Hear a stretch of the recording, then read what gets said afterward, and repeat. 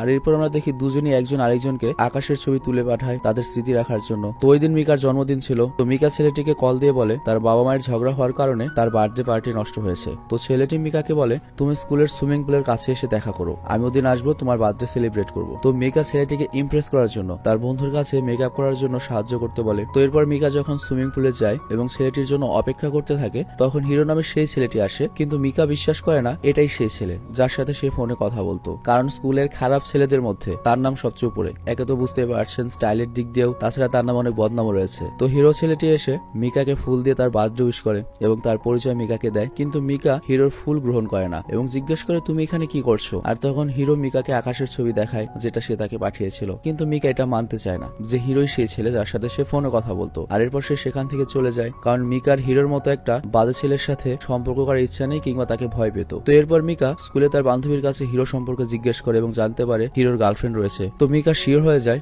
Hero তার ফোনের ওই ছেলে হতেই পারে না এবং হিরো হয়তো তার সাথে ফ্লার্ট করছে। তো একদিন মিকা স্কুলে যাচ্ছে, তখন সে হিরোকে দেখে আর মিকা হিরোকে ফলো করে। আর মিকা সেখানে গিয়ে দেখে হিরো মিকাকে যে ফুল দিয়েছিল সেটার সে গাছই লাগিয়েছে। এবং এরপর মিকা যখন সেখানে যায়, হিরো তাকে বলে তোমার বার্থডে গিফট হিসেবে আমি এখানে একটা ফুল গাছ বললাম। তো মিকা হিরোকে জিজ্ঞেস করে তোমার তো গার্লফ্রেন্ড রয়েছে। তখন হিরো মিকাকে বলে ওর সাথে আমার ব্রেকআপ হয়েছে, কারণ ও আমার সাথে ভালো ব্যবহার করতো না। আর তখন মিকার বিশ্বাস হয় হিরো বদলে গিয়েছে এবং তাকে খুশি রাখার ট্রাই করবে। আসলে মনে মনে মিকাও তাকে পছন্দ করতো। তো সেই জন্য মিকা নিজেকে পুরোপুরি হিরোর কাছে সঁপে দেয়, মানে তাদের সেক্সও হয়ে যায়। কিন্তু সেক্সের পরে হিরো ঘুমের মধ্যে তার এক্স গার্লফ্রেন্ডের নামই নেয়। সেই জন্য মিকার মন ভেঙে যায় আর সে হতাশ হয়ে যায়। মিকা বুঝতে পারে না হিরোকে বিশ্বাস করা কি ঠিক হচ্ছে। তো মিকা সেখান থেকে চলে যায় আর এরপর হিরোর মেসেজ পায়। তো মিকা হিরোর মেসেজ দেখে তাকে জিজ্ঞেস করতে চায় যে অমুক মেয়েটি তোমার এক্স গার্লফ্রেন্ড কেনা, তুমি কি এখনো তাকে ভালোবাসো। কিন্তু সে ওই মেসেজ কেটে দিয়ে সে হিরোকে বলে আমি কি তোমাকে বিশ্বাস করতে পারি। তো হিরো রিপ্লাই দেয় অফকোর্স আমাকে বিশ্বাস করতে পারো। তো হিরোর মেসেজ দেখার পর সে হিরোর উপর আবার বিশ্বাস করার সিদ্ধান্ত নেয়।